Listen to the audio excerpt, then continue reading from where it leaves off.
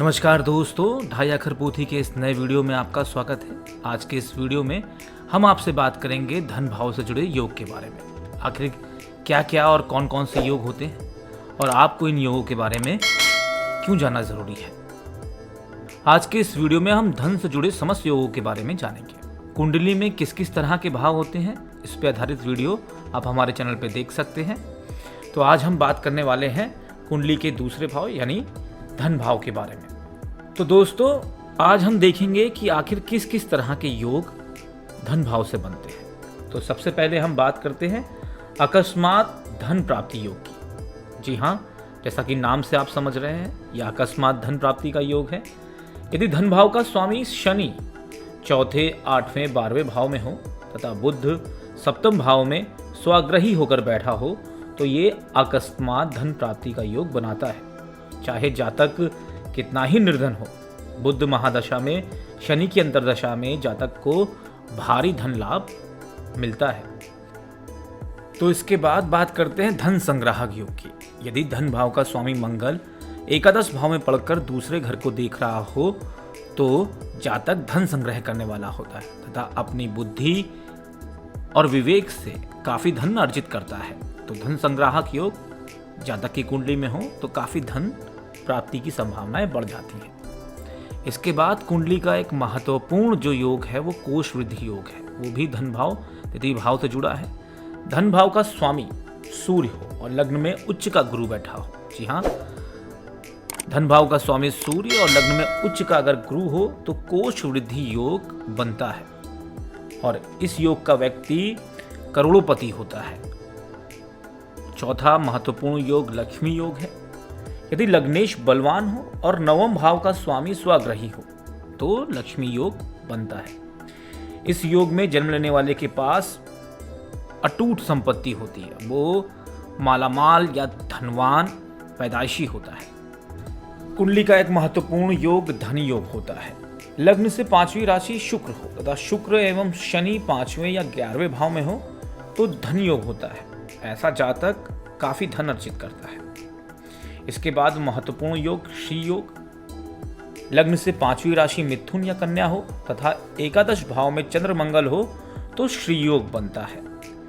श्री योग होने पर जातक विशेष रूप से धनवान बनता है। सातवां महत्वपूर्ण योग कमला योग होता है। लग्न से यदि 5वीं राशि मकर या कुंभ हो और बुध मंगल 11वें भाव में हो तो कमला योग बनता है। कमला योग वाला जो व्यक्ति होता है वो अपने जीवन में कभी भी धन से खाली नहीं होता। उसके पास धन संपत्ति ईश्वर की देन की तरह होती है। इसके बाद जो महत्वपूर्ण योग है वो वित्त योग है। लग्न से 5वीं राशि अगर सिंह है तथा उसमें सूर्य हो तथा चंद्र गुरु अगर 11वें भाव में हो तो ऐसे व्यक्ति की कुंडली में वित्त योग बनता है। ऐसा जातक लखपति करोड़पति बनता है। इसके बाद जो महत्वपूर्ण धन योग बनता है वो बनता है अखंड धन योग। नाम से ही आप समझ रहे होंगे अखंड धन योग। ये अखंड धन योग कैसे बनता है? अगर लग्न से 5वीं राशि धनु या मीन हो और एकादश यानी 11वें भाव में चंद्र मंगल हो तो अखंड धन योग बनेगा। ऐसा व्यक्ति धन से लदा रहता है, उसके पास धन की कभी भी कमी नहीं होती। अब धन भाव द्वितीय भाव से संबंधित प्रमुख योगों के बारे में हम समझ रहे हैं, लेकिन यहाँ एक अचल संपत्ति विनाश का योग भी बनता है। ये एक उल्टा योग होता है। यदि धनेश बुध के घर का होकर उसी के साथ दूसरे भाव में हो और मंगल चौथे भाव में हो तो ये एक घातक संपत्ति विनाश योग बनाता है। इस तरह के योग वाला जातक धीरे धीरे जमीन, जायदाद, मकान, यहाँ तक कि अपने वस्त्र तक को भी बेच देता है। बहुत ही घातक योग होता है। ज्योतिष में इसके विषय में विशेष उपाय दिए गए हैं जो हम आपको कुछ नए वीडियो में बताएंगे। इन प्रमुख योगों के अलावा कुछ ऐसे भी कुंडली में योग होते हैं जो जातक को धन प्राप्ति की संभावनाएं बनाते हैं। आइए जानते हैं ऐसे ही कुछ कुंडली में स्थितियों के बारे में। जैसे लग्नेश या पंचम भाव में पंचमेश लग्न में हो तो जातक को अपार धन प्राप्ति की संभावनाएं रहती हैं। वो काफ़ी धन अर्जित करता है। इसके अलावा यदि 5वें भाव में द्वेष और नवमेश हो तो जातक दत्तक यानी गोद लिया जाता है। और वो एक ऐसे घर में गोद लिया जाता है या दिया जाता है जहां धन ही धन होता है। तो प्रारब्ध में धन व्यक्ति के जन्म से ही जुड़ जाता है। तो ये 5वें भाव में अगर द्वेष हो, नवमेश हो तो जातक दत्तक होते हुए अपार धन का मालिक बनता है। इसके अलावा 9वें भाव में द्वेष उच्च का होकर बैठा हो तो पैतृक सुख मिलता है, धन सुख मिलता है और व्यक्ति संपत्ति अर्जित करता है, काफ़ी संपत्ति बनाता है। अब अगर 9वें भाव में द्वेष हो और उसके साथ ही द्वेष दोनों बैठे हों तो जातक खूब धन प्राप्त करता है। और वह धन तो प्राप्त करता है, लेकिन सबसे खराब बात क्या होती है, वह उस धन को उड़ा भी देता है। वो धन आता है और चला जाता है। इसके बाद एक जो महत्वपूर्ण स्थिति बनती है वो ये है कि अगर लग्न पर द्वेष की दृष्टि बने तो ऐसा व्यक्ति सट्टा, लॉटरी या अचानक धन प्राप्ति की स्थिति प्राप्त करता है।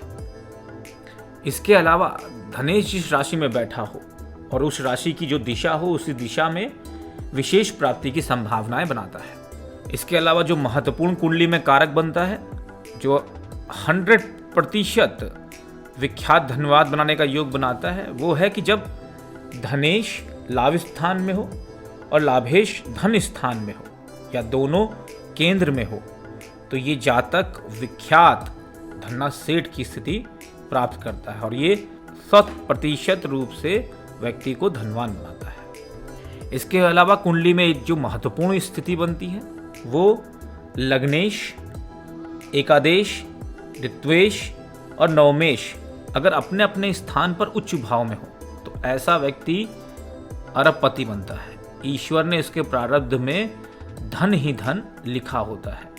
तो अगर आप किसी अरबपति की कुंडली देखेंगे तो कुछ इस तरह की स्थिति भी आपको देखने को मिलेगी। तो दोस्तों, जीवन में धन बेहद आवश्यक है।